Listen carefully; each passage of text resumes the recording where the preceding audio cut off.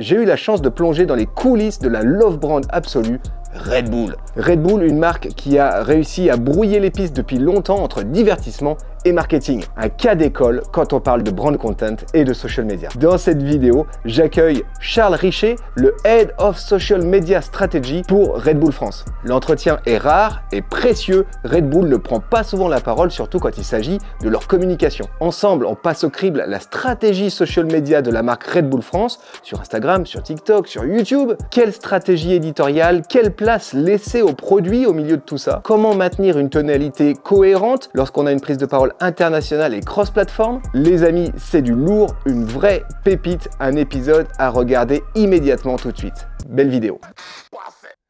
C'est le super délit. Super délit. C'est le super délit. Toute l'actu social média servie sur un podcast.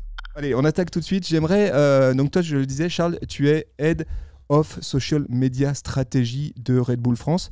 Est-ce que tu peux nous expliquer comment ça s'organise aujourd'hui le social media chez Red Bull France? Ouais, très bien. Écoute, donc aujourd'hui le social media chez Red Bull, il fait partie d'un département que beaucoup de marques appellent le digital marketing. Chez nous, il a un nom différent, il s'appelle le programming. Pourquoi ? Parce qu'on est aussi en charge en fait de préparer les messages, les diffuser au bon moment, sur la bonne plateforme, à la bonne personne, avec le bon contenu. Donc aujourd'hui, notre mission, elle est là. Dans ce département programming, du coup, tu as le social media, tu as aussi ce qu'on appelle chez nous le owned. Donc, alors, le social media est appelé chez nous le managed. On a le own, donc avec redbull.com et Red Bull TV, donc nos plateformes propres. Et tu as aussi un département, donc Red Bulletin, donc qui est du owned aussi, donc le magazine que l'on développe, qui est vendu avec Society et SoFoot.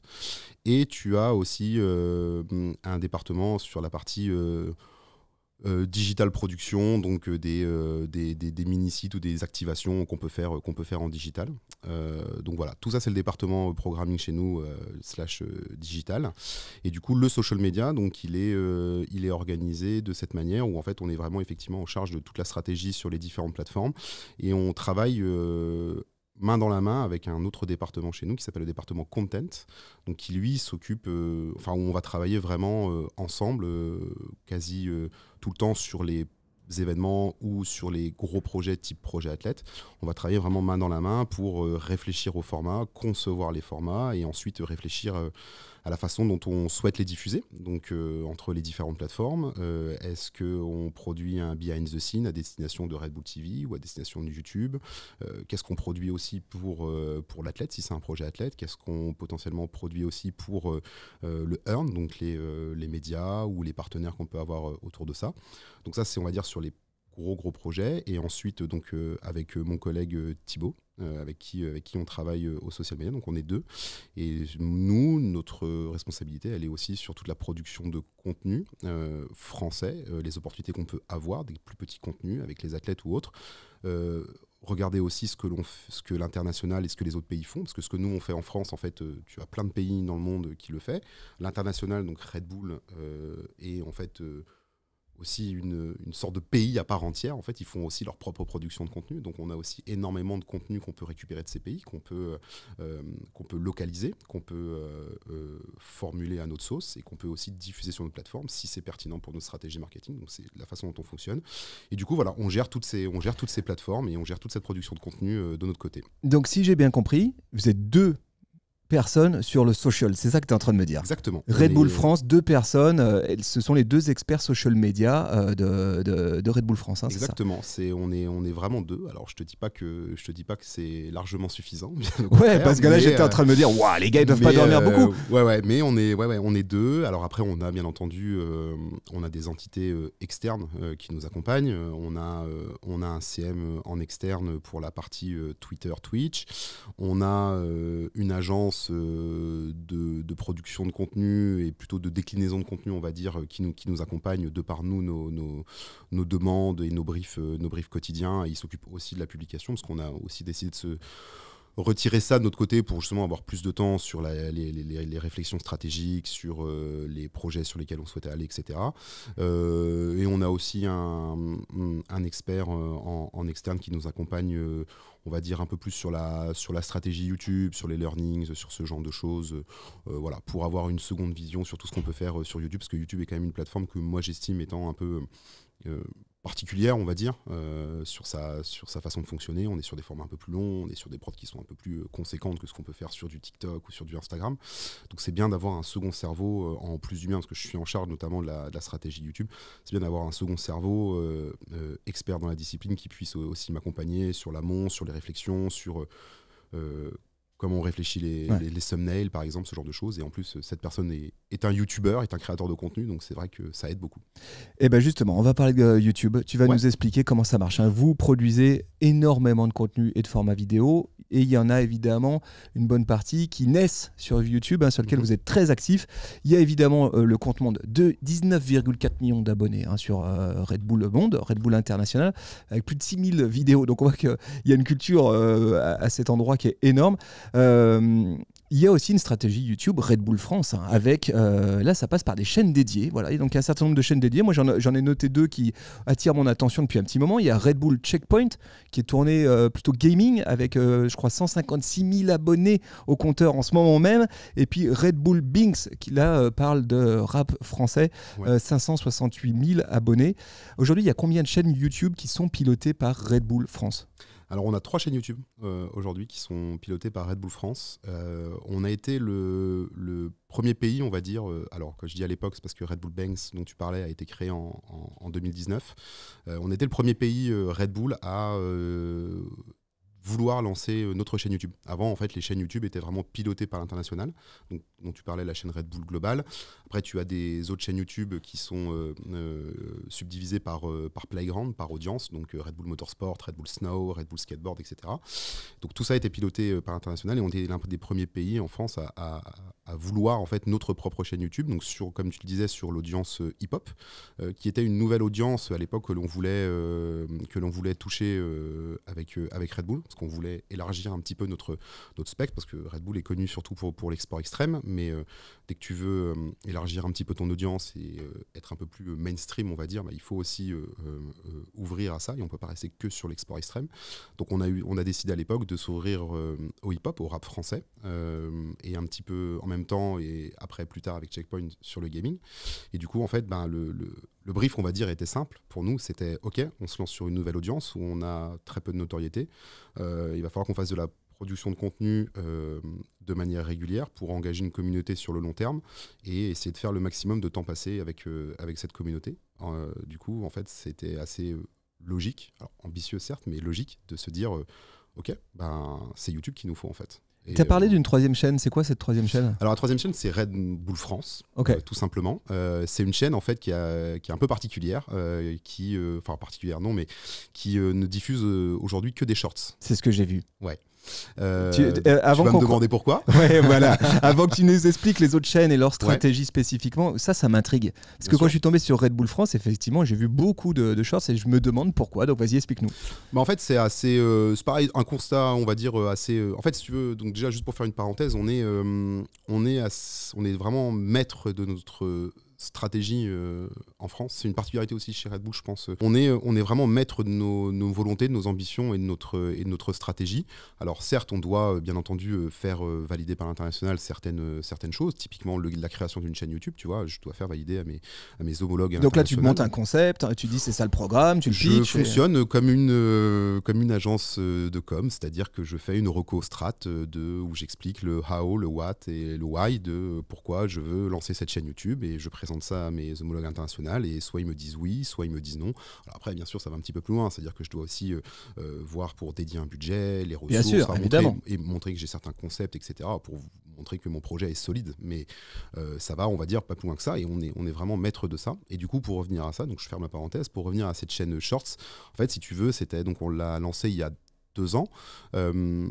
L'idée, c'est que en discutant avec YouTube, en regardant aussi ce qui se faisait et ce que YouTube voulait mettre en avant, en fait, on se rendait compte qu'effectivement, les shorts étaient des formats que forcément YouTube voulait mettre en avant pour venir concurrencer TikTok, concurrencer Instagram avec les Reels, etc. Donc, ils ont lancé ces shorts et surtout, ils mettaient énormément en avant ces shorts en fait sur leur plateforme au niveau des chaînes.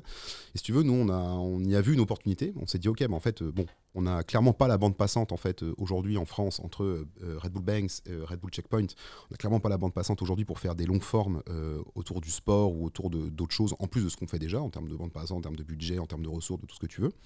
Mais on s'est dit par contre, on a énormément de contenu court qu'on diffuse déjà, qu'on produit déjà et qu'on diffuse déjà sur TikTok, qu'on diffuse et qu'on produit déjà pour Instagram, donc 2 typologies de contenu différentes.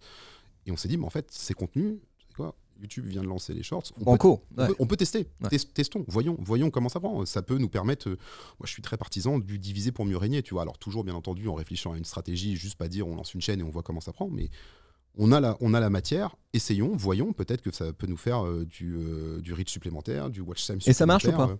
Écoute, ça a mis un petit peu de temps à se lancer. La première année n'a pas été terrible, mais effectivement, là, on est en année 2 et on a plutôt des bons résultats pour le moment sur cette plateforme-là. Et puis, on s'est dit aussi, peut-être que plus tard, on en sera peut-être des formats un peu plus longs au niveau du sport de manière générique ou du sport extrême. Écoute, au moins cette chaîne sera là. Et peut-être aussi qu'au bout d'un moment, et je pense que c'est une question que tu te poses aussi, peut-être qu'on regroupera tout sous une seule et même chaîne. Non, parce que justement, parlons de ces 2 chaînes, Red Bull Checkpoint et Red Bull Banks. Donc, ce que je comprends, c'est l'objectif, la stratégie derrière ça, c'est de se dire, on veut aller travailler des nouvelles audiences. Donc, on va travailler un persona cible. D'un côté, j'imagine, jeunes passionnés de hip-hop français. De l'autre côté, jeunes passionnés de gaming. Gaming e-sport, gaming e-sport. Donc vous travaillez ces 2 audiences et donc vous dites 2 stratégies de prise de parole différenciées, c'est ça ? C'est ça, 2 productions différentes, 2 stratégies différentes et puis surtout, comme je te disais, donc, Red Bull Banks, lancement 2019, Red Bull Checkpoint, lancement 2020. Mais du coup, 2019, on crée une chaîne dédiée au hip-hop, donc forcément, on a une chaîne dédiée au hip-hop. 2020, avec des bangers, rap-jeu, etc. Là, il y a eu des rap-jeu, c'est un peu, c'est un peu inespéré. Rap-jeu, ça reste un coup de maître chanceux ou pas. En vrai, je pense qu'il y a une part des deux. Il y a une part de vraie réflexion, parce que effectivement, on avait quand même énormément réfléchi en amont, mais il y a aussi une part de chance qui ont fait que ce format a été un succès énorme et qui nous a apporté des chiffres qu'on n'imaginait absolument pas, notamment la première année. Les KPIs que je m'étais fixé au lancement de cette chaîne, on les a atteints en 1 mois et demi. Vous les avez éclatés, mais explique-moi juste comment vous montez Rap-Jeu. Justement, comment vous écrivez ce programme ? Ouais, l'histoire est assez intéressante. En fait, si tu veux, donc au début, quand on veut lancer du coup la chaîne Red Bull Banks, donc il n'y a pas que Rap-Jeu, il y a d'autres formats aussi dessus. Il y avait les Red Banks Freestyle, il y avait d'autres formats. Et en fait, si tu veux, quand on lance cette chaîne, on se dit ok, bon, nous, ce qu'on aimerait, de par les strats, de par les benchmarks qu'on avait fait, etc., on s'est dit ok, il nous faut un format performance, parce que ça reste quand même dans l'ADN de Red Bull d'avoir de la performance. Donc on avait ces Red Banks Freestyle qu'on proposait à certains artistes. On voulait un format un peu de knowledge, parce que ça fait partie aussi de Red Bull, tu sais, le côté vivifie le corps et l'esprit, donc on avait besoin aussi d'un format de knowledge qui correspond vraiment à l'ADN de la marque. Et en fait, en regardant un petit peu ce qui se faisait à l'époque, donc je remets bien le contexte, on est en 2019, donc en 2019, en fait, quand on regardait un petit peu ce qui se faisait sur le rap en France, en fait, on avait un petit peu toujours les mêmes choses quand les artistes devaient faire leur promo. C'est-à-dire, soit ils passaient chez Combini, soit ils passaient chez Bouscapé, ou soit ils passaient chez à la radio, tu vois, ils invitaient tous leurs potes et ils faisaient leur freestyle, ils faisaient leur truc. En fait, on se disait, en fait, c'est toujours un peu les mêmes choses pour que les artistes fassent la promo de leurs albums. Et en fait, on se rendait compte qu'il manquait un format entertainment, en fait. Il manquait un format un peu marrant, un peu sympa, où on sortait de ce truc un peu puriste du rap, du freestyle, de ce genre de choses, ou du clip, ou de trucs un peu bien montés. Et tu peux ramener de l'humour aussi. Ramener de l'humour, et on se dit... je connais pas encore très très bien les rappeurs, mais je suis sûr qu'ils ont de l'humour, tout le monde a de l'humour, donc je suis sûr qu'on peut ramener un truc assez chouette. Donc voilà, on se dit, il nous faut un format entertainment, donc on commence un petit peu à réfléchir dessus, et du coup, si tu veux, il y a un truc chez Red Bull qu'on fait tout le temps, que ce soit sur ça, ou même sur nos événements, sur nos projets, etc. On a toujours cette volonté de toujours s'entourer de gens de la scène, d'experts. C'est toujours un truc qu'on fait. Moi, je m'y connais en snow, je m'y connais en bike, je m'y connais en skate, etc. Mais je m'y connais, mais d'une manière assez large. Mais je ne suis pas expert de la discipline, je ne suis pas athlète, je ne suis pas de tous ces business. Donc, on a besoin toujours de s'entourer de gens du milieu. Et en fait, c'est ce qu'on a fait aussi quand on a lancé cette chaîne YouTube, où on a commencé à rencontrer des gens du milieu pour qu'ils nous donnent aussi leur feedback, même avant de créer la chaîne. Parce que cette ambition de créer cette chaîne, potentiellement, on aurait pu la cutter au bout de 3 semaines si, en fait, en rencontrant des gens, on nous dit « Ah, le truc, je pense que ça va pas marcher, etc. » Si on avait eu cet écho-là, on se serait dit « Ok, c'est quoi ? C'est peut-être pas la bonne solution, on va partir sur autre chose. » Bref, ça n'a pas été le cas. Et en fait, en rencontrant des gens du milieu, on a rencontré Mehdi Maizi qui est passé au bureau et qui, en discutant, nous dit ouais, c'est super intéressant ce que vous faites. Et moi, pour info, j'ai un format dans mes tiroirs que j'ai depuis longtemps, que j'ai jamais réussi à produire parce que c'est quand même un gros truc, c'est quand même un gros bébé, ça demande un peu de budget, etc. Il nous parle de, alors ça s'appelait pas encore Rap-Jeu, mais il nous parle de ce format, de sorte de question pour un champion du rap avec des rappeurs. Et tout de suite, en fait, avec mon collègue Fred qui gère le content et qui travaillait avec moi à l'époque sur ce projet, ça nous fait tilt, en fait. On se dit, ah super, c'est exactement ça qu'il nous faut. Et puis en rigolant, on dit, comment on l'appelle ce format et tout je sais pas, c'est un jeu rap, puis là, tous les trois, on fait rap-jeu, allez, rap-jeu, c'est parti. Et donc voilà, c'est comme ça qu'on a créé rap-jeu, donc avec, bien entendu, tu vois, avec Mehdi, qui était à la manœuvre en tant que présentateur, mais aussi sur le fond du format. Nous, on a apporté aussi des choses qu'on voulait, parce que c'est un format YouTube, donc il fallait qu'il y ait une certaine dynamique, il fallait qu'il y ait une certaine chose, donc on a vraiment bossé de concert tous ensemble, en fait, pour créer ce format rap-jeu, et en fait, ça a pris assez rapidement. Premier épisode sympa, cool, très bon épisode, des vues, ok. Et puis à partir du second épisode, en fait, on a eu la chance, en fait, d'avoir un espèce de petit moment un peu particulier t'as un rappeur, en fait, qui à un moment, moi j'étais là, je m'en souviendrai toujours, on était avec la boîte de prod juste derrière, on voyait les artistes, et là t'as un des artistes qui dit à demi-mot, c'est qui IAM? Le fameux extrait qu'on a tous vu tourner. Et là, je lève la tête, je regarde la boîte de prod, ils sourient, je souris, et je leur dis ça, il faut l'isoler, les gars. Et en fait, en faisant le montage, en fait, on entend bien ce c'est qui I am. Donc bien sûr, nous on l'a poussé, on l'a highlighté grave sur le format. On a diffusé cette vidéo et puis là, c'est parti en bruit énorme sur Twitter, de discussions. Rap old school versus new school. Est-ce que les rappeurs d'aujourd'hui doivent connaître les OG d'hier, etc., etc. Et c'est ce qui a participé aussi à la notoriété de Rap-Jeu, à la notoriété de la chaîne, et qui a fait que après, Rap-Jeu a été suivi.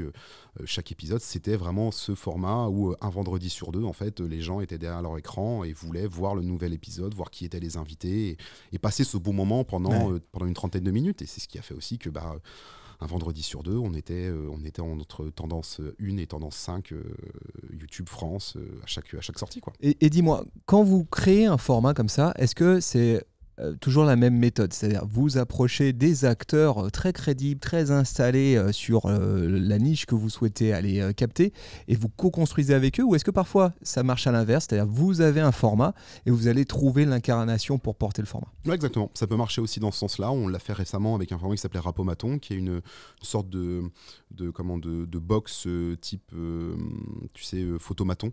En fait, un peu du rap où tu rentres, tu choisis ta prod, tu choisis ton nombre de mesures, et après tu t'appuies sur le bouton record comme un photomaton. Donc ça, en fait, l'idée vient de chez nous, et après on s'entoure des bons acteurs, en fait, pour développer cette box, et puis pour aussi essayer d'affiner aussi le concept, tu vois, de est-ce que c'est 3 prods, est-ce que c'est tant de mesures, comment on l'amène, est-ce qu'on fait une intro ou autre, tu vois. On est jamais à se dire qu'on a la science infuse, surtout en social media, de se dire qu'on a la science infuse, qu'on connaît parfaitement les choses, et que c'est pas parce qu'on a fait Rap-Jeu qui a été un carton que on est capable de faire que des bangers à chaque fois ou que des formats qui fonctionnent. Donc on a toujours besoin d'avoir les feedbacks des autres et de s'entourer des bonnes personnes pour toujours bien travailler les trucs. Et comme je te disais tout à l'heure, si plusieurs personnes nous disent que le format, ils le sentent pas, on est capable de l'abandonner, quoi. Parle-moi un petit peu de votre chaîne dédiée au gaming et e-sport. Donc ça s'appelle Red Bull Checkpoint. Là aussi, il y a plein de formats avec, pareil, des grosses célébrités, des créateurs des contenus, genre The Great Review, tu as des gamers, etc. Et tout ce beau monde vient dans des formats, hein, c'est vraiment exactement ça. Ouais. Quel est l'objectif pour vous sur cette chaîne ? Écoute, l'objectif pour nous sur cette chaîne, c'est un peu le même objectif à la base que pour Red Banks sur l'audience hip-hop. C'était cette idée-là, en fait, suite au succès, en fait, si tu veux, de Red Banks, on s'est dit, en fait, on peut faire la même chose sur le gaming.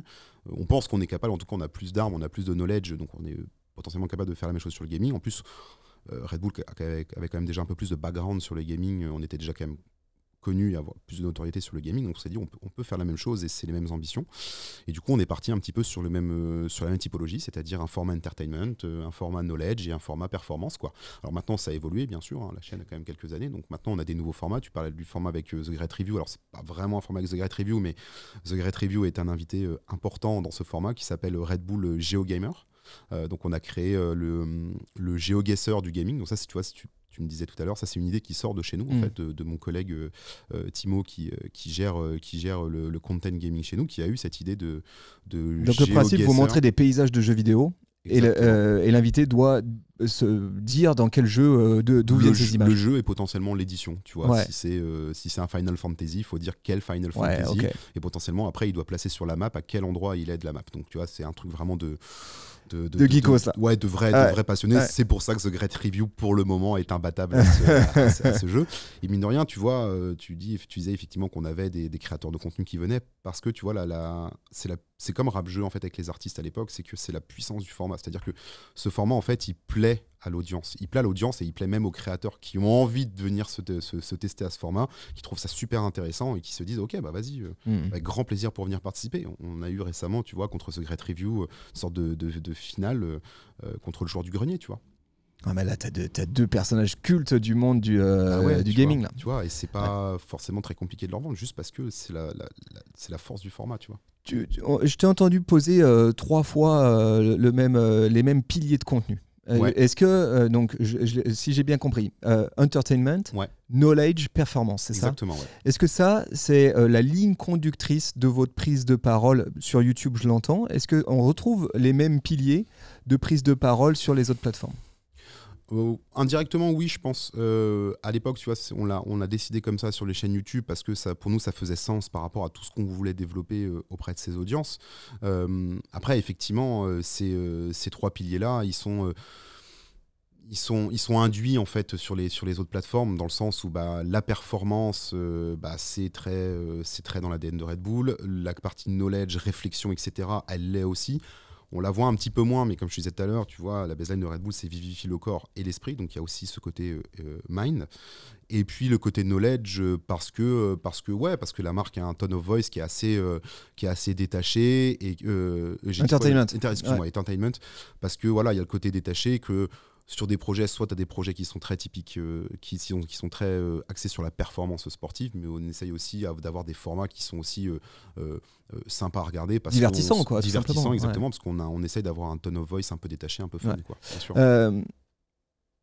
Donc il y a une stratégie de fragmentation des audiences sur YouTube.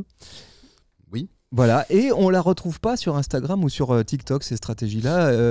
Les contenus issus de ces différentes chaînes YouTube, on les retrouve toutes sur le compte Instagram Red Bull France, hein, si j'ai bien compris. Ouais, alors plutôt plus TikTok que Insta. Enfin, ça dépend. Enfin, c'est toujours pareil. C'est-à-dire que si tu veux, on fait pas du tout la même chose sur Instagram et sur TikTok. Et en fait, en fonction du format, en fonction des assets qu'on développe et des opportunités, on décide soit que c'est plus Instagram friendly, soit c'est plus TikTok friendly. Ça dépend. Et comment ça se fait que vous n'ayez pas répliqué la même stratégie du côté d'Instagram ou du côté de TikTok en disant une fois que j'ai créé ces chaînes, en fait juste je vais dupliquer ma prise de parole et aller travailler ces audiences cross-canal sur différentes plateformes. Eh ben on l'a fait. Ah ok, intéressant. On l'a fait. Alors surtout sur TikTok, si tu veux. TikTok, il y a encore 1 an et demi, il y avait un compte Red Bull Banks sur TikTok et il y avait un compte Red Bull Checkpoint sur TikTok parce que effectivement, on se disait, en fait, voilà, on a ces entités qui sont, en fait, on crée une sorte de marque en fait avec Red Bull Checkpoint ou avec Red Bull Banks. Donc on se dit, voilà, ces marques existent sur YouTube, elles sont connues sur YouTube. En fait, il faut qu'on arrive à les retrouver sur d'autres plateformes parce que ça parlera aux gens. Ça marchait bien au début, ça marchait bien, c'était ok au début parce qu'on avait des formats, tu vois, on avait tous les contenus, tous les extraits qu'on pouvait avoir de rap jeu, tous les extraits qu'on pouvait avoir de Good Game Show qui était un peu le pendant de rap jeu version gaming. Donc tout ça faisait qu'on avait beaucoup de matière en fait qu'on pouvait exploiter et qu'on pouvait, on pouvait faire vraiment des extracts pour TikTok, pour Insta, etc. Et puis en fait, aujourd'hui, tu vois, on a YouTube aussi a changé. Maintenant, la quantité sur YouTube est plus vraiment un élément prédominant pour émerger sur YouTube. Donc du coup, on a aussi réduit nous les formats, on réfléchit un petit peu plus en amont, on essaie d'en faire un peu moins mais mieux, ou en tout cas plus long, ou enfin voilà, on essaie de vraiment travailler plus de trucs. Donc ça fait que du coup, on a aussi un volume qui était beaucoup plus bas en fait pour Instagram et TikTok, et surtout en fait, on s'est dit On est quand même sur des plateformes aujourd'hui qui ont... Alors TikTok c'était déjà le cas au début, mais maintenant Instagram beaucoup. On est sur des plateformes où en fait on est sur des algorithmes ouverts en fait. Donc on n'a plus besoin en fait d'avoir une entité dédiée gaming ou une entité dédiée hip-hop. En fait on peut tout regrouper sur un seul et même compte et c'est le contenu en fait qui de par sa force va fonctionner ou pas et va être proposé aux bonnes personnes. Et l'algo fera le boulot, il distribuera, c'est ça. Exactement, c'est ça. Donc en fait on a tout regroupé du coup sous le même compte Red Bull France et puis du coup nous en termes de quantité ça allait mieux parce que du coup ça allait avec tous les contenus sport qu'on pouvait faire sur le compte Red Bull et du coup ces contenus gaming et ces contenus hip-hop venaient s'imbriquer dans tout ça. Avant que tu me poses la question, je vais te répondre. Il anticipe mes questions, attention, il me voit venir. Pourquoi on l'a pas fait sur YouTube ? Bonne question anticipée. En fait, on l'a pas fait, on y a réfléchi très honnêtement aussi sur YouTube à tout regrouper autour de par exemple de la chaîne Red Bull France dont je te parlais tout à l'heure. Le seul élément qu'on a vu comme bloquant autour de ça, c'est de se dire, si tu prends l'exemple de Checkpoint, aujourd'hui, quand on propose un Great Review ou à d'autres créateurs de contenu de venir, en fait, ils arrivent, tu leur dis c'est pour Red Bull Checkpoint. Naturellement, qu'est-ce qu'ils vont faire ? Ils vont aller sur YouTube, ils vont taper Red Bull Checkpoint, ils vont regarder la chaîne, ils vont voir les différents formats qui sont dessus, ils vont se dire ah bah tiens c'est sympa, ça c'est sympa, ok c'est une chaîne gaming, vas-y je suis cool, j'ai envie de venir. Demain, si tu fais la même chose, qu'ils arrivent sur la chaîne Red Bull France, ils vont voir une vidéo de bike, une vidéo de rap, une vidéo de gaming, enfin bref, ils vont voir plein de choses, ils vont se dire je comprends pas trop. C'est moins lisible. Je comprends pas trop. Ouais. Donc en fait, on a décidé de garder en fait cette stratégie-là sur YouTube juste pour nos invités et le fait que ça soit beaucoup plus compréhensif pour eux qui ne sont pas au sein de la marque en fait, qui sont extérieurs et qui ont des façons de réfléchir différentes. Et en fait, on s'est dit ok, mais en fait non, il faut qu'on garde cette stratégie-là parce que ça va être beaucoup plus simple en fait de leur expliquer les formats, de leur faire comprendre ce qu'on veut faire et de les inviter. Ouais. Je te pose ces questions, j'insiste un petit peu parce que c'est obligatoirement une question qu'un social media manager il se pose à un moment donné quand il commence à gérer plusieurs formats, plusieurs plateformes, etc. de dire est-ce que je regroupe tout ou est-ce que je scinde, etc. Moi, ce que j'entends là, c'est qu'il y a aussi un sujet dans votre cas qui est celui, on va dire, de la notoriété des formats. Une grosse partie de votre prise de parole, elle part de ce que vous produisez dans YouTube, que vous allez ensuite, c'est un peu vos masterpieces, que vous allez... Alors, on les réfléchissait comme ça au début, c'est-à-dire genre, en fait, en haut du funnel, tu avais YouTube, et en fait, après, tu avais les différents réseaux, même redbull.com et autres, qui permettaient de faire de l'amplification autour de ce format. Maintenant, on a décidé plus de vraiment faire une espèce de truc 360, en fait, où justement YouTube n'est plus au centre, mais YouTube est un des assets, en fait, de toutes nos stratégies. On préfère le réfléchir comme ça aujourd'hui.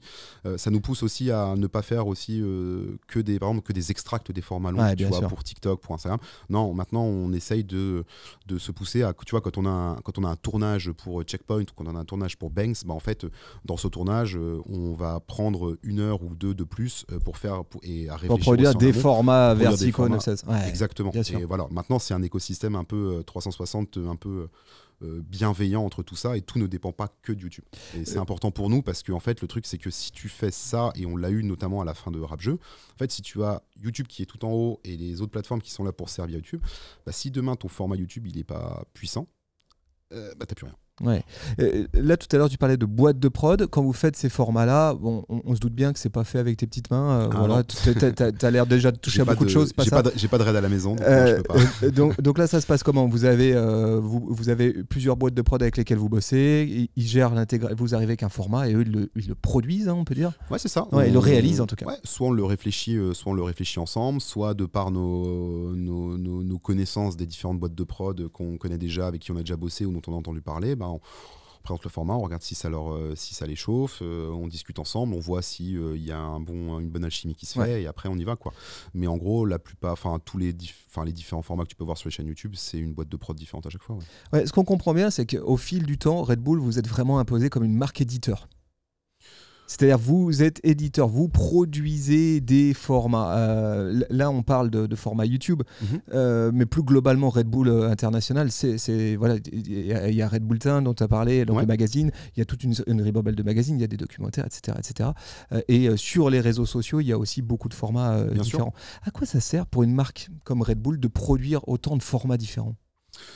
Ça sert à répondre à un de nos principaux objectifs, qui est le brand love.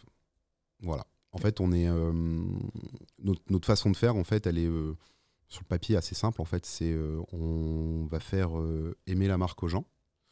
Et et s'ils aiment la marque et qu'ils sont touchés par la marque, après, quand ils vont aller, je sais pas, au café, dans une grande surface, à la boulangerie, ils vont voir le produit, ils vont se dire, je vais tester le produit. Et puis peut-être qu'ils vont aimer le produit. Et après, ils rachèteront le produit. C'est quoi une love brand ? Une love brand, c'est une marque qui, pour moi, à mon sens, c'est une marque qui est plutôt bienveillante en fait sur sa façon de faire, sur ce qu'elle met en avant. C'est une marque qui a le storytelling au cœur de sa stratégie, qui raconte des histoires, qui ne fait pas juste des contenus gratuits, on va dire. Alors après, certaines choses, on peut définir gratuit, tu vois, un mec qui fait 3 black flips en sautant d'une falaise, ça peut être gratuit. Mais en tout cas, on essaye de raconter des histoires, on essaye de faire de l'entertainment, comme on disait tout à l'heure. Enfin, pour moi, une marque, elle a aussi cette ambition de tu es sur les réseaux, sur ton téléphone, sur ton ordi, en fait, il faut que tu passes des bons moments, en fait. Ouais. Et je trouve que dans la notion de love brand, et a fortiori chez Red Bull, il y a aussi la notion de communauté. Il y a quand même un truc, cette marque-là, il y a quand même des gens qui se font tatouer Red Bull sur l'avant-bras. Comment on peut expliquer ça ? Comment on peut expliquer que cette marque, elle aille bien au-delà de son produit ? Que vraiment, effectivement, ça soit une marque de cœur et que culturellement, communautairement, il y a quelque chose d'aussi fort. Ouais, je pense que pour certaines... Déjà, je pense que pour certaines audiences, en fait, c'est une marque qui est très importante. Et tu vois, moi, je pense que j'en fais partie. Moi, je suis un énorme fan de vélo de descente.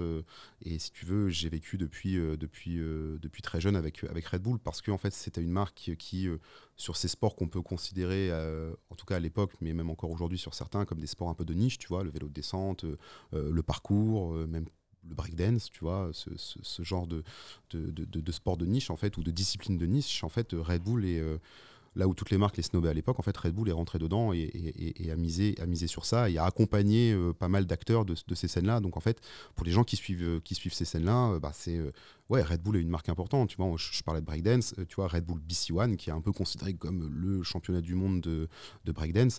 Ça fait plus de 20 ans que ça existe et c'est connu et reconnu par la scène aujourd'hui, tu vois. Donc, la marque a participé à ça, en fait. C'est pour ça qu'aujourd'hui, tu as des aficionados. C'est pour ça que, tu vois, moi, quand j'étais en études à l'époque, que je faisais du vélo de descente, un de mes objectifs dans ma vie, c'était de travailler chez Red Bull, tu vois. Parce que cette marque me faisait rêver. Et puis parce qu'aujourd'hui, elle a dépassé aussi pas mal de frontières, comme on disait tout à l'heure, en termes de production de contenu, avec des projets, tu vois, comme, même si ça commence à dater, mais tu vois, comme Red Bull Stratos, quand Felix Baumgartner a sauté de la stratosphère, tu vois, ou comme on a pu faire en France avec Door in the Sky, avec les Soul Flyers, quand ils ont sauté d'une montagne en wingsuit et qui sont rentrés dans un avion, tu vois, en plein vol. Voilà, c'est une marque qui fait rêver, c'est une marque qui n'a pas peur, c'est une marque qui prend des risques, c'est une marque qui a des ambitions et c'est une marque qui ne fait pas aussi, entre guillemets, comme tout le monde. Alors maintenant, c'est un peu différent, mais en tout cas, à l'époque, ça l'était et ça continue à l'être encore sur certaines choses. Ouais. Ouais, Red Bull, c'est aussi une marque qui est connue pour faire très, très peu de promotion directe de ses produits sur les réseaux sociaux. C'est vrai que quand tu parcours... le compte Insta, TikTok, etc. On voit pas vraiment le produit. On voit énormément la marque, bien sûr. On voit ses ambassadeurs, etc. Mais le produit intrinsèquement. Pourquoi est-ce que vous avez choisi cette approche ? Alors, quand je suis arrivé chez Red Bull en 2016, j'ai entendu, pour la première fois de ma vie, j'avais jamais entendu ça chez un annonceur ou en agence avant, j'ai entendu parler d'overbranding. Ok. Et ça, c'est un truc qu'on sort souvent. C'est parfois, en fait, quand il y a trop de logos ou trop de canettes dans une vidéo, on dit non, là, c'est overbranding.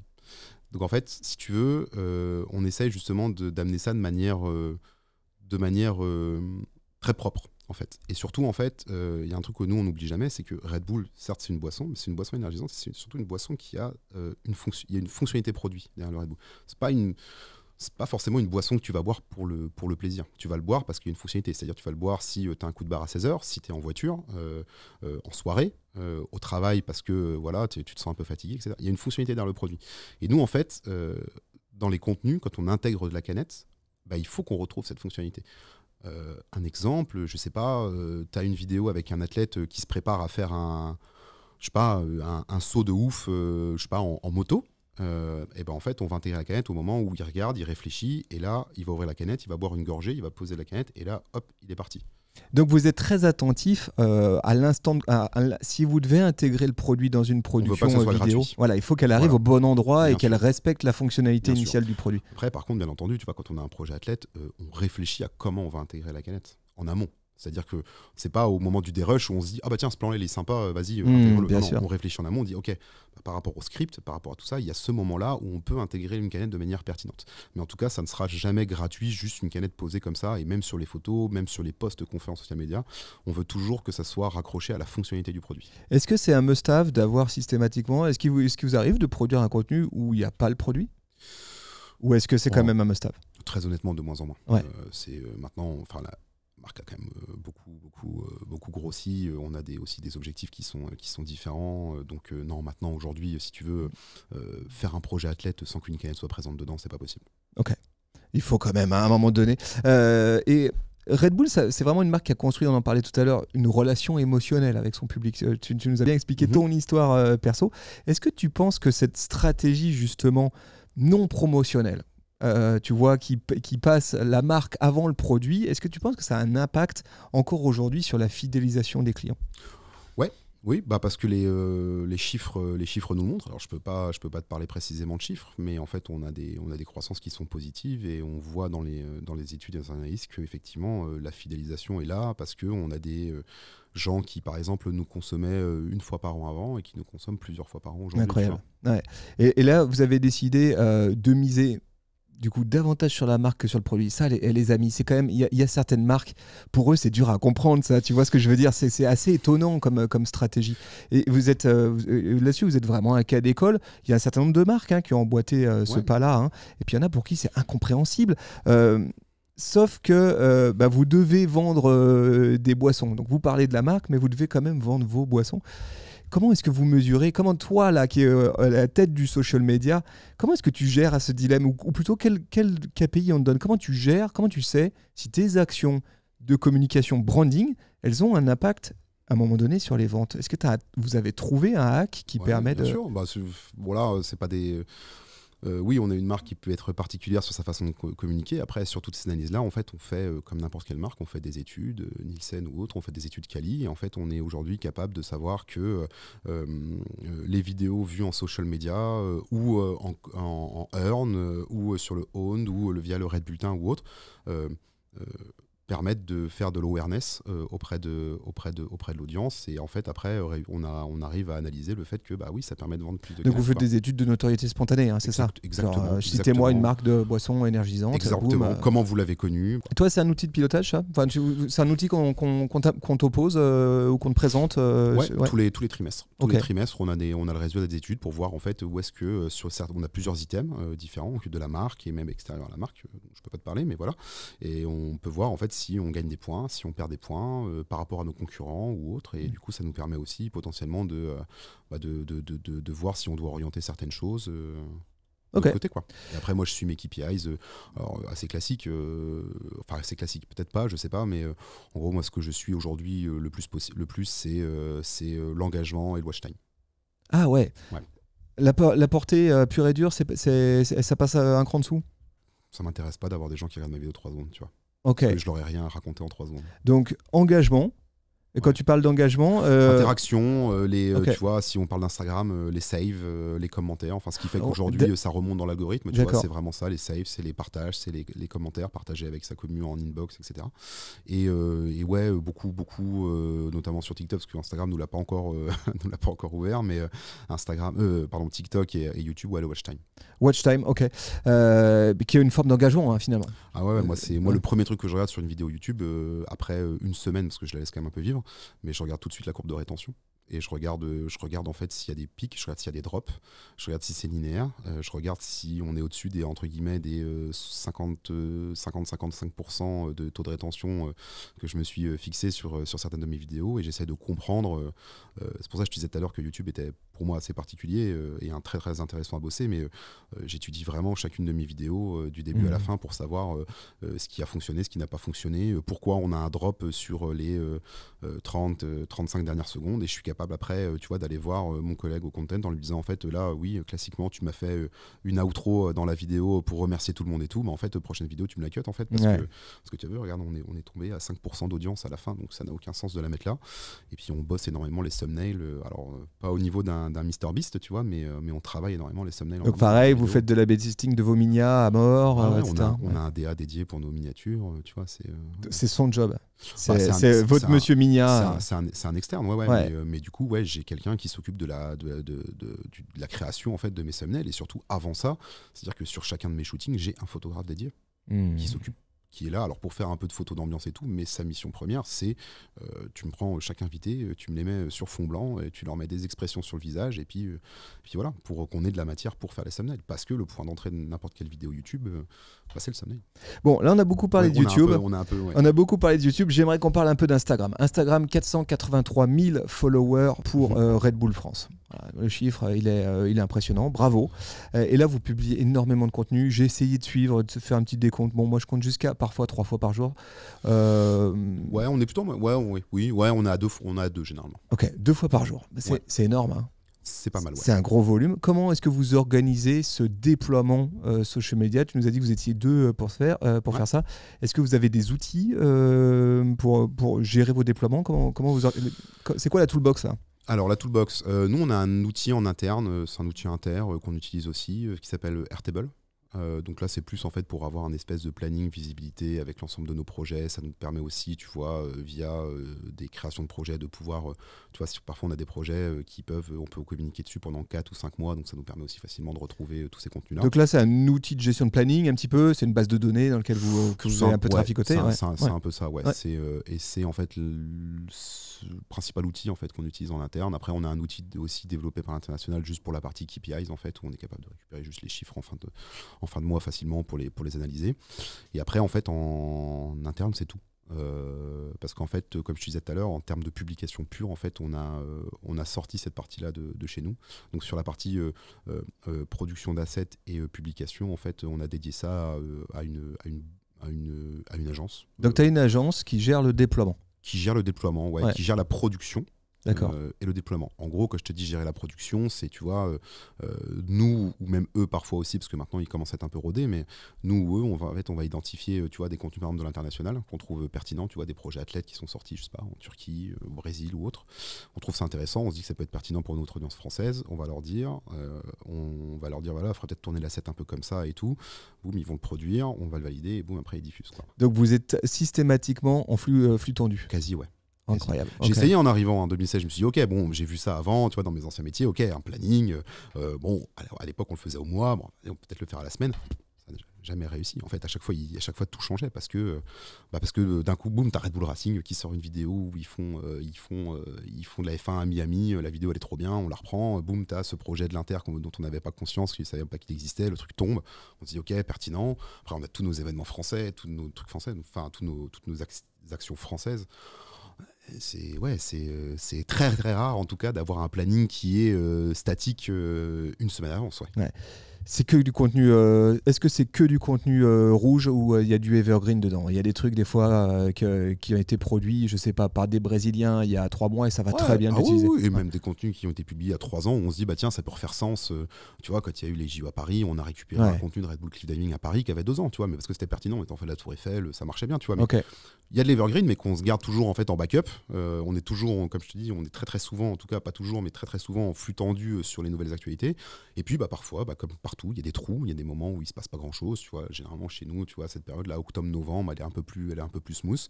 Donc c'est là où on va mettre ces contenus evergreen. Ouais. Ok. Il y a quasiment sur Instagram, toujours quasiment 100% du contenu format vidéo, format reel. Est-ce que tu as le sentiment qu'aujourd'hui les autres formats ils sont morts, enterrés et que faut tout miser là-dessus? Ouais, tu m'aurais posé cette question il y a peut-être 1 an et demi, je t'aurais peut-être dit oui. Aujourd'hui, je trouve que justement, notamment si on parle d'Instagram, je trouve que justement le contenu photo reprend un peu du poil de la bête, tu vois, revient un petit peu sur le devant de la scène. Je pense qu'il y a les gens mangent beaucoup trop de contenu Reels, du scroll comme ça, dans tous les sens.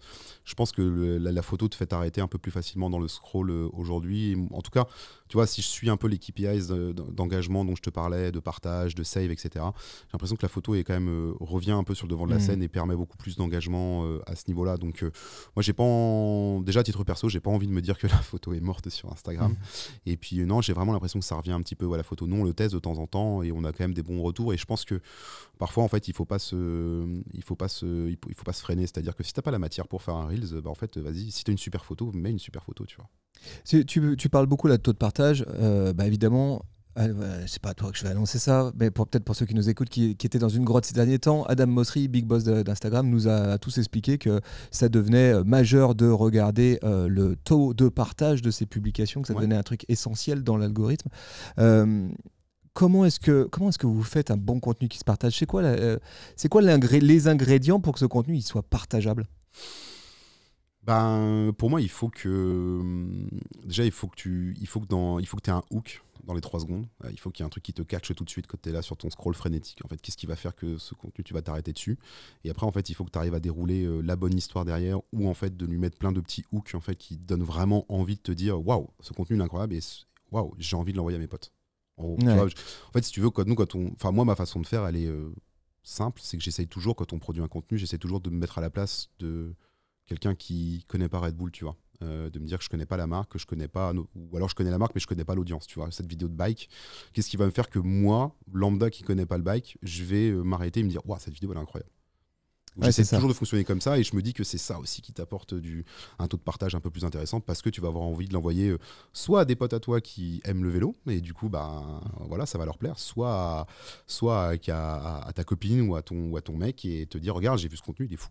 Sur Instagram, je constate aussi qu'il y a une très large partie de vos vidéos qui sont des posts collab. Ouais. Voilà, donc cet outil qui te permet de faire en sorte de publier sur un compte et de publier en même temps publier sur 2 ou 3 ou 6 comptes simultanément. Il y a par exemple cette vidéo là de moto avec Tom Pages, voilà, qui est vraiment ouf, qui sort là où il fait du flying bike en fait. Hein. Oui, ça n'a pas. C'est une nouvelle discipline qu'il a créée lui-même, mais ouais, c'est ça. Ouais. Est-ce qu'aujourd'hui, cette dynamique de post-collab, elle fait partie intégrante de vos partenariats avec vos ambassadeurs athlètes? Est-ce que c'est un truc que vous dealez? Vous dites, ouais, ok, on monte un truc ensemble, etc. Par contre, il y a une petite ligne qui dit, il y aura du post-collab, gros. On le dit pas comme ça, il n'y a pas une petite ligne qui est écrite, mais si tu veux, tu vois, un projet comme tu parles du projet de Tom Pages, par exemple, c'est un projet qu'on a construit avec lui en fait. Il est venu nous voir avec cette idée, nous on lui a dit ok, on te suit. C'était déjà vous sur le premier saut de taré qu'il fait. Flight Mode, c'était nous. Ouais. Mais tu vois, il vient nous voir en fait et il nous dit j'ai envie de faire la version 2 de Flight Mode où je pars avec une voile. Ok, vas-y, trop bien. La première c'est bien passé, vas-y, on y va. Tu vois, donc on discute ensemble, on trouve la bonne boîte de prod, on trouve le bon lieu, etc. Donc, en fait, tout est construit à 2. Donc en fait, c'est logique qu'à la fin, les assets soient aussi réfléchis ensemble et qu'ils soient diffusés ensemble. Donc, des projets comme ça avec des athlètes en France, Red Bull France, vous en produisez tous les combien? C'est quoi la fréquence annuellement? Ça représente quoi comme C'est impossible à quantifier parce qu'en fait, ça dépend aussi de. Tu vois, ces projets d'athlètes, en fait, ils viennent des athlètes la plupart du temps. Tu vois, donc si les athlètes ont des projets, on en aura, et s'ils n'en ont pas, donc c'est impossible de te dire on en fait 2 par an, 3 par an. Ça dépend. Tu vois, cette année, on a celui de Tom Pages et c'est le seul. Tu vois, il y a des années, on en a 2 ou 3. Tu vois, donc ça dépend. C'est impossible de te dire, mais voilà, en tout cas, on est toujours heureux en fait quand quand les athlètes viennent nous voir et nous disent j'ai une idée de ouf. Est-ce que vous êtes chaud quoi? On assiste depuis là, maintenant 1 an et demi, 2 ans, là, une vraie bascule du web social vers le divertissement. Excuse-moi. Du web social pur et dur vers le divertissement. Ouais. Tu vois, l'entertainment, c'est devenu vraiment un gros sujet. Les algos, ils poussent très très fort dans cette direction. Vous avez vraiment su anticiper cette tendance-là. Vous étiez vraiment précurseur sur cette notion de marque qui produit du brand content, mais du brand content divertissant. Comment est-ce que vous arrivez à maintenir maintenant votre avance sur la concurrence? Tu m'as dit tout à l'heure, bien sûr, on regarde ce que font les concurrents, etc. Et on bench nos résultats, nos performances par rapport à la concu.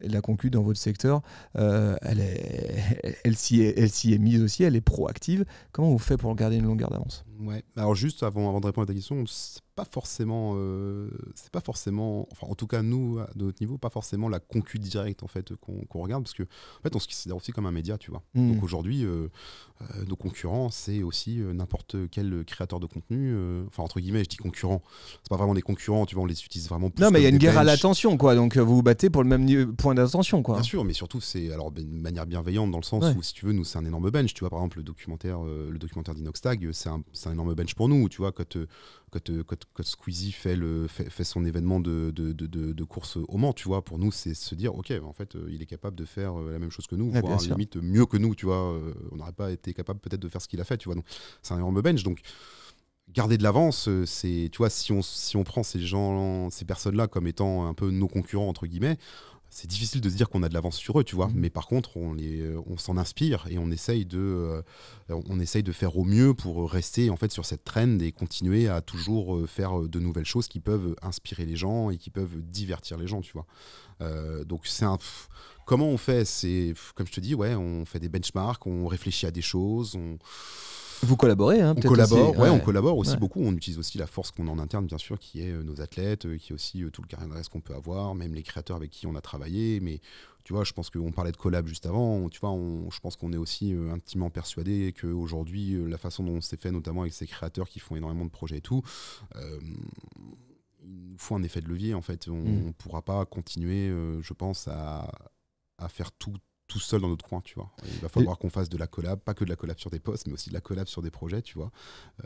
Et justement, toi, dans ton job, comment tu organises et comment tu maintiens la relation avec tous ces acteurs du web, hein, ces créatrices, ces créateurs, etc. C'est difficile de te répondre parce que c'est pas vraiment mon métier direct. En fait, cette partie-là, on a vraiment un département qui est dédié sur la partie discussion et projet avec les créateurs. Moi, j'interviens plutôt sur la partie prod et qu'est-ce qu'on peut faire ensemble, etc.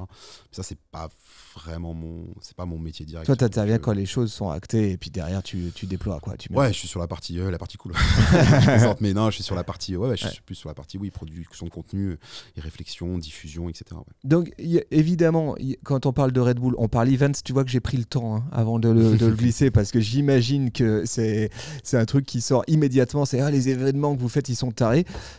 Le sponsoring d'événements sportifs extrêmes, ça fait vraiment partie de votre ADN. Voilà. Alors, je fais on fait pas de sponsoring d'événements. Alors, on crée des événements. Ben justement, ça faisait partie de ma question parce que je suis tombé sur des chiffres sur le site officiel de Red Bull. Je crois vous produisez 1250 événements Red Bull. Vous avez produit 1250 événements Red Bull. J'ai trouvé le chiffre vraiment fou. Je te crois sur parole. Je sais pas. À peu près 100 disciplines. Et donc, c'était une de mes questions. C'est est-ce que vous sponsorisez ces événements ou est-ce que vous les produisez ? On les produit. On ne fait pas de sponsoring d'événements. C'est-à-dire que si demain, je sais pas, tu fais un super événement dans le sud de la France et tu demandes à Red Bull de sponsoriser, on te dira non. On te dira par contre, on peut te mettre des assets, si tu veux, sur ton événement, c'est-à-dire on peut être partenaire, entre guillemets, donc on peut te mettre, je sais pas, on le fait sur des festivals par exemple, on peut te mettre un frigo, on peut te mettre une tente Red Bull, on peut te mettre tous ces assets-là qu'on a. On peut même aussi te développer des assets spécifiques sur ton événement, tu vois, on le fait comme je dis beaucoup avec les festivals, on arrive à développer des corners spéciales Red Bull très cool sur des festivals pour l'audience, tu vois. Par exemple, sur Garo Rock cet été, on avait un projet qui s'appelle Festival Memories, où en gros, en fait, on avait développé en fait un chatbot sur Instagram où en fait on demandait aux festivaliers de nous envoyer leurs meilleurs souvenirs de festival en DM, en voice, et en fait on sélectionnait la meilleure histoire, et en fait ce mec, en fait, il gagnait une expérience. C'était un DJ set exclusif avec ses potes dans une montgolfière au-dessus du festival. Waouh, c'est ouf. Ok. Ouais, voilà. Donc, tu vois, on est capable de développer ce genre d'assets pour des événements. Je comprends. Mais après, sinon, tous nos événements sont des événements que l'on crée nous-mêmes propres. Ils s'appellent toujours Red Bull quelque chose. Red Bull Cliff Diving, Red Bull 400, Red Bull Rampage. À quoi ça sert ? À quoi ça sert d'en faire autant ? À quoi ça sert pour Red Bull d'être massivement présente sur le terrain ? Parce qu'avec la noto qui est la vôtre, le top of mind hallucinant qui est le vôtre, votre présence social media, vous pourriez dire non mais le rinté, on laisse béton. Ça sert à rien, il n'y a pas besoin d'y être. Tu vois une super vidéo Red Bull sur Instagram, tu vas en parler le jour même avec tes potes, potentiellement le lendemain, et puis après elle sera oubliée. Tu participes à un événement Red Bull demain, comme un Red Bull 400 par exemple, tu vas en parler pendant une semaine et ça te restera dans la tête, tu vois. C'est ça la différence. Pour moi, ça a toujours été, c'est pour ça aussi que j'aime cette marque, c'est que moi dans ma tête, depuis que j'ai commencé mes études en marketing, communication, ça a toujours été évident qu'il fallait qu'à un moment, tes expériences digitales se transforment en physique en fait. Et c'est ce qu'on fait aussi, quoi, entre les événements qui sont participatifs certes, mais tu as des événements aussi où tu viens juste voir, typiquement à Red Bull Cliff Diving, mais aujourd'hui, quand tu as assisté à Red Bull Cliff Diving à Paris il y a 2 ans, où tu vois des mecs et des nanas qui sautent de 27 mètres sur un plongeoir et qui font des figures en face de la Tour Eiffel, c'est quand même des choses que tu vois pas tous les jours, quoi. Et je pense que ça te marque et ça te reste en fait. Donc ça, c'est la dimension événementielle avec des events complètement tarés. On en a quelques-uns, nous, accueillis à Lyon. Il y en a un certain nombre qui sont devenus cultes. Et puis à côté, vous avez, alors là, j'espère que je vais utiliser le bon mot, du sponsoring sportif, donc sur des écuries de Formule 1, sur des équipes de foot, sur des équipes de cyclisme. C'est pareil, c'est pas du sponsoring parce que ce sont vos équipes de foot nous appartiennent. Ouais. D'accord, ouais, c'est ça, incroyable. Et là, est-ce que c'est exactement la même dynamique qui est à l'œuvre, c'est-à-dire créer un lien émotionnel avec des audiences, être physiquement auprès d'eux, continuer à travailler sur des niches, voilà, c'est quoi ? Ouais, bien sûr, je pense qu'il y a ça. Après, bon, c'est des secteurs que je maîtrise beaucoup moins, hein, parce que tu vois, Red Bull Racing, que ce soit Red Bull Salzbourg, Leipzig, dans le foot, c'est des choses sur lesquelles on travaille beaucoup moins. C'est vraiment des entités très particulières chez nous et qui travaillent vraiment de leur côté. Mais oui, je pense que le but est le même, tu vois, devenir, tu vois, soit t'es fan de Red Bull Racing, soit t'es fan de Mercedes, soit t'es fan de McLaren. Donc c'est pareil, c'est une sorte de communauté que tu crées autour de ces assets aussi qu'on développe sur ces audiences qui sont un peu plus larges, quoi. Ouais. Allez, on va basculer du côté de TikTok. Allez. TikTok, c'est 1,5 million d'abonnés pour Red Bull France. Ouais. C'est énorme. Voilà, des vidéos qui dépassent 10 millions de vues, pour celles que j'ai pu un peu regarder. C'est assez faramineux comme chiffre. C'est quoi pour toi la recette aujourd'hui pour casser l'algorithme de TikTok ? C'est très compliqué comme question. Si seulement j'avais la réponse à cette question. C'est une question que je pose à peu près à tout le monde. Hein, et tout le monde répond à peu près comme toi. Donc, oui, si seulement j'avais la réponse, ça m'éviterait de parfois faire une vidéo à 20 millions de vues et la plupart du temps de faire des vidéos à 5000 vues. Quoi. Ouais. Très honnêtement, c'est dur de répondre à cette question avec une recette préétablie, mais je pense qu'effectivement, tu vois, tout à l'heure, on parlait de hook. Je pense que ça, déjà, c'est primordial. Donc, c'est quoi les 3 secondes, les 3 premières secondes, il faut déjà que tu te sois pris un petit coup de jus qui dise wow, qu'est-ce que je suis en train de regarder, ou ça a l'air intéressant. Et après, c'est important de dérouler l'histoire et de dérouler l'histoire avec une dynamique qui reste bonne, parce que tu sais très bien que le temps dispo de la personne en face, il est archi court. Donc, toujours garder des rythmes, toujours garder des hooks comme ça, tu vois, de remettre tout le temps des petits moments qui font que t'as pas de temps mort et tu vas essayer de garder la personne le plus longtemps possible. Et encore, ça te garantira pas forcément que tu vas réussir à faire des millions de vues dessus, mais au moins essayons de faire au moins un bon watch time sur cette vidéo qui peut faire 45 secondes ou 30 secondes, quoi. Mais ouais, la recette magique sur TikTok. Ça donne un peu l'impression, TikTok, que c'est un peu de la pêche au gros, quoi. Tu balances des filets, t'espères que tu vas lever des poissons, quoi. C'est ça, et c'est perturbant quand tu es dans le métier depuis plusieurs années, où avant c'était beaucoup plus rationnel, en fait. Tu savais à peu près ce qui avait marché, ce qui n'avait pas marché. Aujourd'hui, ouais, c'est un peu ça. TikTok, c'est tu lances un hameçon et une fois sur 5, 6, peut-être plus, ça va prendre. Ouais, parce que moi là-dessus j'avais une question. Vous avez une énorme base d'audience, c'est donc 1,5 million d'abonnés, voilà. Mais qui nous servent à rien. C'est ça, parce que vous avez certaines vidéos. Comme sur YouTube, tu vois, tout ça. Tu vois, YouTube, si on reprend l'exemple de YouTube, t'as 800 000 abonnés, ok, super, mais t'en as 3% qui ont activé la cloche et t'en as moins de 10% qui vont recevoir une notif. Donc au final, aujourd'hui, tu vois, le nombre d'abonnés, c'est pour ça que tout à l'heure je te parlais de watch time, je te parlais d'interaction, je ne regarde même pas le nombre. Je ne regarde même plus le nombre d'abonnés. Tu vois, tu me disais 1,5 million, je ne savais même pas qu'on avait 1,5 million. Tu vois, je le regarde plus parce qu'ils ne me servent à rien. Tu vois. Donc aujourd'hui, ce KPI, base de following, plus aucun intérêt ? Je ne vois même pas sur quelle plateforme ça peut avoir un intérêt. Allez, peut-être sur X, peut-être, ouais. Mais sinon, sur quelle plateforme aujourd'hui ton nombre d'abonnés t'apporte vraiment quelque chose ?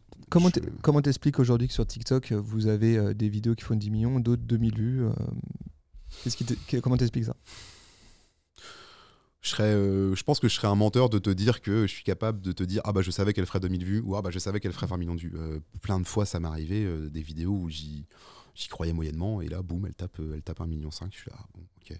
Alors on essaye. Alors pareil, tu vois, comme je disais tout à l'heure pour YouTube, on regarde les courbes de rétention, on essaye de comprendre.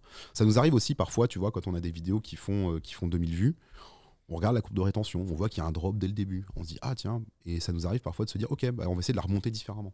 Tu vois, on va essayer de tester autre chose pour faire toujours du test and learn, pour essayer de répondre à ta question d'avant. On dit comment on fait une bonne vidéo sur TikTok. On essaye, tu vois, parfois ça ne nous dérange pas de republier peut-être 2-3 fois la même vidéo, mais en testant une intro différente, un montage différent. Mais moi j'ai l'impression que TikTok c'est une leçon d'humilité, hein. Et surtout je pense que la grosse leçon à tirer de TikTok, c'est que ta base de following elle sert effectivement vraiment à rien, et que ça n'aura pas d'impact sur la portée de tes contenus. Absolument. Voilà. Donc à partir de là, oublie ça, concentre-toi sur tes contenus et accepte. Et les gens de chez TikTok te le disent, hein, de toute façon. Et accepte aussi qu'il va y avoir du déchet. Donc ça veut dire publier beaucoup. Hein. C'est ça, publier. Et encore, même pas, tu vois. Enfin, oui, alors c'est sûr que si tu écoutes les recommandations, c'est oui, publier au moins, si vous avez la matière, 1 à 2 fois par jour. Mais en fait, le fait de publier beaucoup ne te garantit même pas qu'un de ces contenus sur les, je sais pas, les 14 contenus que tu vas publier dans la semaine. Oui, ça n'a pas te d'impact Ne algorithmique. garantit même pas que tu as un de ces 14 contenus qui va performer. Si encore c'était le cas, tu te dis, bon, bah, sur 14, allez, ça vaut le coup, mais tu sais même pas en fait. Donc non, il faut quand même, je pense qu'il faut, voilà, comme tu disais, il faut avoir de l'humilité. Il faut aussi accepter que oui, il y a beaucoup de déchets.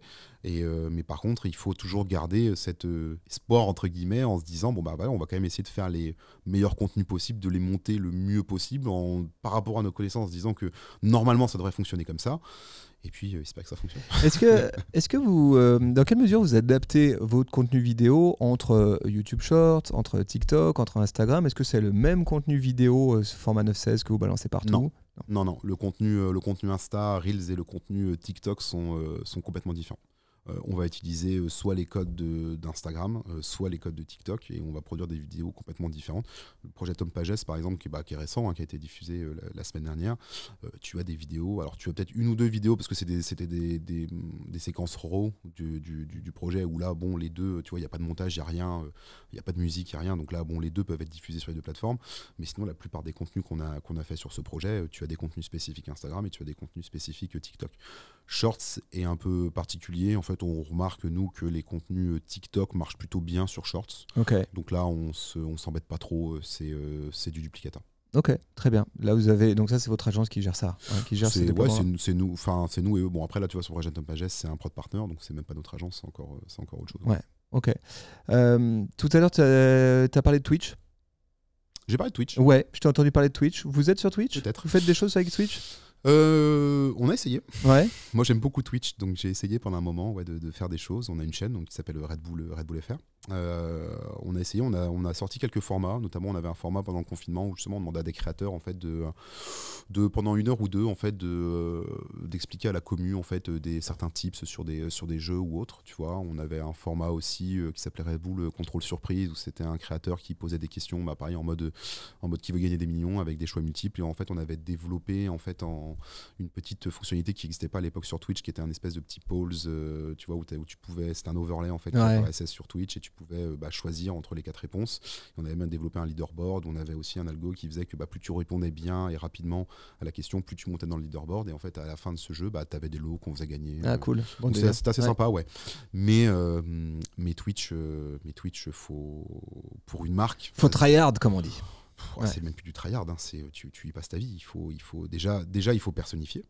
Il faut personnifier sur Twitch. Donc déjà, pour une marque, c'est très compliqué. Tu vois. On parle aujourd'hui d'IA, etc. Mais aujourd'hui, personnifier une marque, trouver un emblème pour ta marque, une personne, un incarnant, pour ta marque, c'est très très compliqué en termes de branding. Et puis il faut y passer 8 heures par jour. Alors, déjà que YouTube est compliqué, mais alors Twitch pour une marque, c'est hard. Donc aujourd'hui, non, Twitch, nous, notre truc, c'est de l'engagement. C'est de l'engagement et montrer qu'on est, je te parlais tout à l'heure de pertinence, de juste point auprès des audiences. Twitch aujourd'hui, on le travaille comme ça. C'est-à-dire que moi, j'ai un CM externe en fait qui entre X et Twitch, en fait, il passe du temps, il va voir, il va sur les chaînes. Tu vois, on a comme player chez nous, on a Kameto, on a Gotaga. Donc tu vois, il va passer sur les chats, il va montrer qu'il est présent avec le compte Red Bull FR en disant le bon mot au bon moment sur le bon jeu. Tu vois, du CM proactif, quoi. Du CM proactif et surtout expert pertinent, tu vois, auprès des audiences. Tu vois, sur Kameto, sur League of Legends, tu vois, lui, il est expert League of Legends, donc en fait, il est toujours là avec le bon truc en fait, et du coup, la communauté se dit, ok, le mec qui est derrière Red Bull, et puis ça permet à tes ambassadeurs aussi de replacer la marque dans leur stream, évidemment. Ça fait aussi de la visibilité, ça fait aussi de l'engagement, ça fait aussi un tone of voice qui est appréciable et qui participe aussi au fait que tu trouves ta marque intéressante. Ça c'est fin, hein, comme là on est déjà dans un niveau de détail là, les gars. Hein. J'aime le détail. non, mais c'est con, mais c'est un truc sur lequel moi j'accorde beaucoup d'importance. C'est, tu vois, tout ce petit détail que souvent on a tendance à oublier. Non, moi j'ai envie d'y mettre l'accent. Tu vois, par exemple, ce CM en fait, sur sa facture, moi je lui ai dit, n'hésite pas à faire des subs en fait sur Twitch. Tu vois, Ah ouais. balance des subs, alors que ce soit à nos players, mais aussi à des gens, tu vois, à des créateurs avec qui on a déjà travaillé. En fait, voilà, on a cette liste de créateurs. En fait, passe de temps en temps chez eux, balance des subs quand ils en ont besoin, montre que la marque, elle est présente, quoi. Elle continue à les soutenir, en fait, tu vois. Je comprends. Donc ça fait partie du jeu. Et puis ouais, sur Twitter aussi, tu vois, enfin sur X, j'ai encore beaucoup de mal. Sur X, bah tu vois, ouais, quand il y a quand la K-Corp, donc on est sponsor partenaire de la K-Corp, quand la K-Corp joue à des grosses compétitions sur League of Legends, bah, il est présent, il est là, tu vois, il est là, il est en interaction avec tous les fans de la K-Corp, et du coup, bah, la K-Corp se dit, ok, bah Red Bull, c'est un vrai partenaire. Vous êtes sur le maillot là de la On K-Corp? est sur le maillot, ouais. Okay. Ouais, on est sur le maillot, ou même pendant les GP de F1, bah boum, il est là aussi, tu vois. Ouais. On crée de l'interaction, on crée de la proximité. Et il n'y a pas d'équipe de e-sport Red Bull? Si, il y en a, mais pas en France. Ok. On a des équipes, ouais, mais on n'a pas d'équipe en France. J'aimerais qu'on parle un peu du rapport natio versus global. Ouais. À l'échelle monde, Red Bull, c'est plus de 120 profils social media, c'est ça hein. Enfin, je sais pas, pareil, je suis tombé sur cette data. Sûrement, ouais. Après, ils en ont cut aussi, hein. Il y en avait trop. C'est ce qui me semble. semble. Moment, ils nous ont mis un petit coup de pression. Ouais, genre les gars, vous avez créé des profils à pote partout. Bah, dites-nous lesquels sont encore actifs et lesquels ne fonctionnent plus. Ouais. Comment est-ce que vous arrivez à maintenir une direction artistique cohérente, une image de marque cohérente quand tu as autant de comptes sociaux qui sont répartis au global, donc partout dans le monde, avec plein de gens qui ont beaucoup d'autonomie comme toi? C'est quoi les leviers qu'utilise Red Bull International pour faire en sorte que tout le monde respecte quand même une charte, quoi? Bah, ils nous donnent des grandes guidelines, hein, mais elles sont très vastes. Hein. Les grandes guidelines, c'est, les gars, Instagram, c'est format, c'est Reels et c'est 9/16e. Sur TikTok, c'est 9/16e. Ouais, ok. Tu vois, c'est très large, tu vois. Mais après, c'est juste, en fait, je pense que les gens qui bossent dans ces pays, déjà, je pense, ont été bien recrutés. Et puis, je veux bien comment ça fonctionne. Et puis, ils voient aussi, on fait des meetings de temps en temps, on a des webinars où, tu vois, on discute ensemble, ils nous présentent des choses, ils nous présentent des nouvelles best practices assez régulièrement, tu vois, tous les mois, peut-être tous les 2 mois, tu vois, on a un webinaire avec l'équipe inter, avec les autres pays, etc. Donc en fait, juste c'est une espèce d'inspiration en fait qui fait que tiens, le pays l'a fait comme ça, ouais, c'est une super bonne idée, on va essayer de faire comme ça, etc. Pareil, nous sur Teams, toute la journée, souvent j'ai des homologues d'autres pays qui viennent me poser des questions, qui me demandent comment on a fait ça, tu vois, au lancement de rap jeu, j'étais une hotline, hein, j'ai pas arrêté, hein, mais en plus c'est devenu un best practice inter, donc ça a été développé dans d'autres pays, mais ouais, qui me demandait plein de conseils, comment t'as fait, et là alors la façon de bosser avec les créateurs ou les artistes, comment ça se passe. Donc ouais, on se nourrit en fait, comme je disais tout à l'heure, on se nourrit des externes, de ce qui se fait en externe, mais on se nourrit aussi de ce qui se fait en interne, tu vois. Ouais. Et sur la notion de tonalité, là aussi ça m'intéresse parce que c'est difficile, hein, la tonalité de marque, c'est difficile de la travailler durablement, surtout quand vous êtes plein comme ça à prendre la parole. La tonalité de Red Bull, c'est un mix assez marrant. J'ai essayé de la transcrire. Je trouve qu'il y a une tonalité relativement sérieuse, très orientée vers la performance et l'expertise, et en même temps, tu as des contenus vraiment inattendus. Ça fait une espèce de mix bizarre. C'est pas rigolo.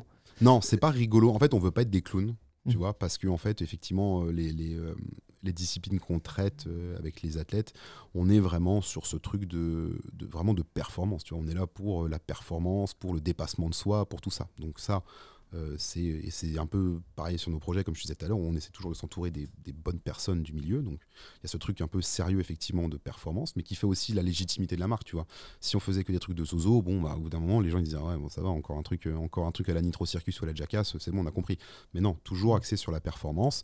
Et effectivement parfois aussi c'est aussi important, tu vois, de pas non plus trop se prendre au sérieux, et du coup on sort aussi de ça parfois avec des contenus un peu plus détachés, un peu plus fun, toujours en mettant une potentielle performance dedans, tu vois, mais qui va peut-être être un peu plus au second plan, et on va être plus sur le côté marque. Est-ce que vous avez des do's et des don'ts pour vous guider? Parce que je trouve que là vous marchez sur un fil, c'est-à-dire faut être à la fois très divertissant, mais très expert quand même, hein, et en même temps il peut y avoir une toute petite touche d'humour mais bien placée. Ouais, c'est sûr que c'est là où tu vois, c'est là où l'expertise en interne, l'expérience aussi fait que maintenant on est capable à peu près, et je te dis pas que ça marche 10 fois sur 10, mais on est capable à peu près de savoir effectivement sur ce fil si on déborde un peu trop à gauche ou un peu trop à droite. Donc c'est C'est pas évident, Ouais. ça nous arrive encore parfois de nous dire, ah bah non, là on a fait un truc trop, tu vois, on a fait un truc un peu trop fun ou qui est trop détaché de la marque, qui est trop détaché du côté expertise de la marque et du produit et de ce qu'on voulait mettre en avant, mais voilà. Mais après on est toujours plusieurs en fait sur un projet, donc généralement il y a toujours au moins une personne qui va dire, tu vois,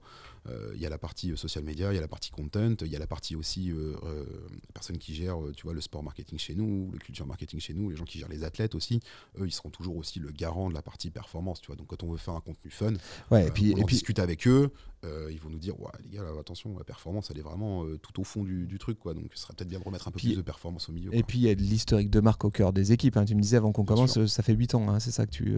Ouais, j'y suis depuis 2016. Ouais, donc bon, bah, là, la marque, tu la portes depuis 8 ans. Il y a des trucs maintenant où c'est instinctif, quoi. Tu dis, ouais, là, non, oui. Ouais. Et encore, tu vois, là, les ambitions de la marque, ils se font sur des sports encore plus mainstream aujourd'hui. Tu vois, le rugby, le cyclisme. Donc, tu vois, ça, c'est des audiences qui vont arriver sur lesquelles pareil, on ne sait pas, tu vois. La façon de traiter le cyclisme aujourd'hui ou de traiter le rugby, c'est pas la même que de traiter le skateboard ou le. Bah, tu vois, c'est marrant parce que moi, je suis un gros fan du Tour de France. Donc, l'arrivée de Red Bull sur le Tour de France, c'était surprenant, on va dire. Et pour autant, j'ai trouvé vraiment cette tonalité très Red Bull, c'est-à-dire très performance, très expert et en même temps extrême, cette espèce de mix, et vous l'avez bien amené. Ouais, et pour autant, c'est que le début. Il va falloir aussi qu'on apprenne aussi à travailler sur ces audiences-là. Donc c'est intéressant, quoi. Comment ça marche la France par rapport aux autres pays? Est-ce qu'il y a des spécifiques? Est-ce que ce que je comprends en t'écoutant, c'est que YouTube, on a été cocorico les premiers à l'échelle inter chez Red Bull à développer des propres formats. Est-ce que on a des spécifiques par rapport à d'autres pays, la France ou pas?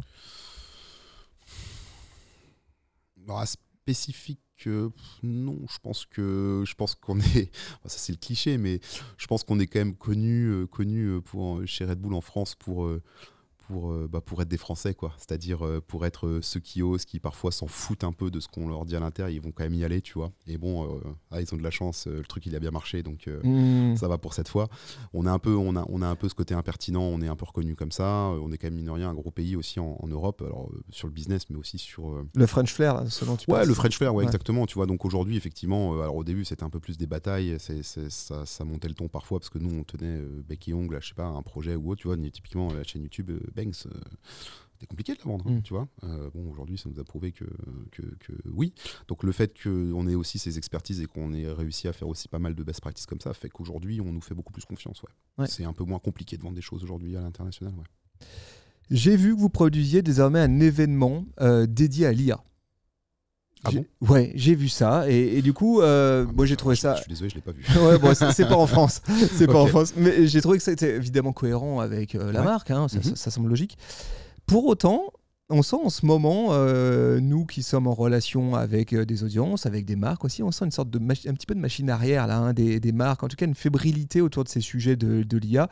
Tu parlais tout à l'heure de miniatures, là on sait qu'il y a un certain nombre de youtubeurs qui se font marcher sur les pieds parce que leurs miniatures sont produites avec des IA, etc. C'est quoi la politique de Red Bull au sujet des IA ? Je pourrais pas te donner un retour très précis en fait de ça. Tout ce que je peux te dire, c'est que nous, on a toujours été très très attentifs à l'innovation chez nous, de toujours innover, toujours tester de nouvelles choses, de nouveaux formats, toujours en étant pertinent. Et il faut pas non plus tester juste pour tester, tu vois. Il faut aussi que ça soit cohérent par rapport au plan. Mais on est toujours très très porté sur l'IA, tu vois. À l'époque de la blockchain, on a réfléchi à des choses sur la blockchain, tu vois, qu'on a forcément fait parce qu'on se disait bon, peut-être pas. Pareil, tu vois, TikTok, tu parlais de TikTok tout à l'heure. Moi, j'ai commencé à réfléchir à TikTok et à commencer à monter une strat dessus. Ça s'appelle encore Musical.ly, tu vois. Donc, n'oublie pas que vous avez envoyé un mec dans la stratosphère. Donc, aussi, tu vois. Donc ouais, non, mais on prendra toujours le temps de réfléchir si c'est pertinent ou non. Et on prendra jamais le risque. En fait, on sera toujours capable de faire machine arrière si jamais, jusqu'à la dernière minute, jusqu'au moment d'appuyer sur le bouton, on sent que ça le fait pas. On sera toujours capable d'appuyer sur le bouton. Donc, écoute, pour l'instant, l'IA, on réfléchit à certaines choses. Tu vois, tout à l'heure, on parlait de personnification.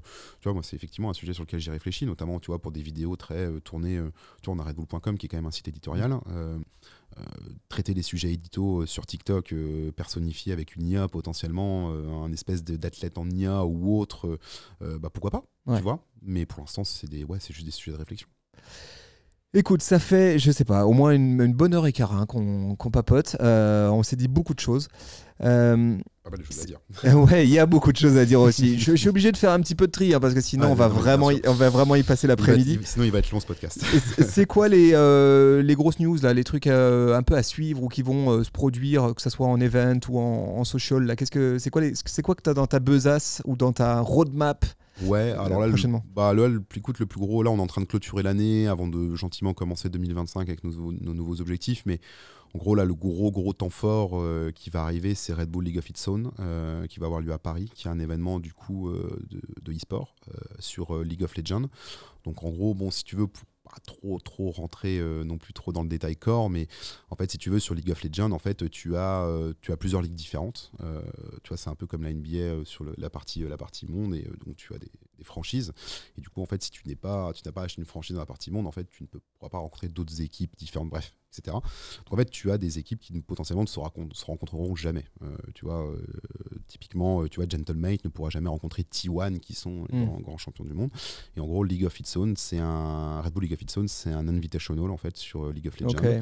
Et du coup, en fait, on invite des équipes et qui vont se rencontrer. Et du coup, c'est des matchs que tu n'auras potentiellement. Alors, certains, tu les auras déjà vus, mais certains autres matchs, en fait, tu les auras jamais vus. Ok, bien vu. On sait que pour l'audience ça va être régal. qui est forte, qui est puissante en France, c'est un événement qu'il ne faut pas louper. Ouais. Ok, donc ça c'est à la rentrée 25. Non, c'est mi-décembre. J'ai oublié la date, mais c'est mi-décembre. D'accord. C'est c'est le week-end du 10. Magnifique. Ok, ben il a tout. Il l'a quasiment. Il l'avait écrit dans le creux de sa main pour être sûr de pas le rater. J'y serai, donc tu vois, il est déjà dans mon planning. Je sais que j'ai déjà passé un dimanche et un samedi. Charles, si on veut papoter avec toi, si on veut te suivre un petit peu à titre perso, c'est où le meilleur endroit? Le meilleur endroit, si vous voulez pas que je vous ghoste, donc c'est pas LinkedIn. Du coup, ça sera Instagram. Écoute, Charles_Richer. Charles_Richer. Allez, ouvert, vous pouvez me DM. Me demandez pas. Il a beaucoup de boulot. Écoutez, il peut pas non plus répondre à tout le monde, mais bon voilà. S'il vous plaît, pas de démarchage, Allez lui dire un petit coucou. Je t'ai écouté dans le Super Daily, c'était vraiment cool. Merci pour les insights. C'est pas sûr qu'il réponde à tout le monde, mais en tout cas voilà. Mec, c'était énorme. Merci beaucoup. Merci à toi. Écoute, j'ai passé un très bon moment. Moi aussi, les questions étaient très pertinentes, très chouettes. Donc c'était un vrai plaisir d'y répondre. Cool, merci beaucoup les amis. Vous écoutiez le Super Daily. Vous le savez, hein, ce podcast, il est sur toutes les bonnes plateformes de podcast, Apple Podcast, Spotify, etc. Balancez les 5 étoiles, le petit commentaire qui fait plaisir et surtout, partagez cet épisode pépite à un pote autour de vous, à une pote. Dites-lui d'aller écouter la stratégie Red Bull de France sur les réseaux sociaux. Merci encore Charles, on vous souhaite une très très belle journée. Salut tout le monde. Ciao, bye bye.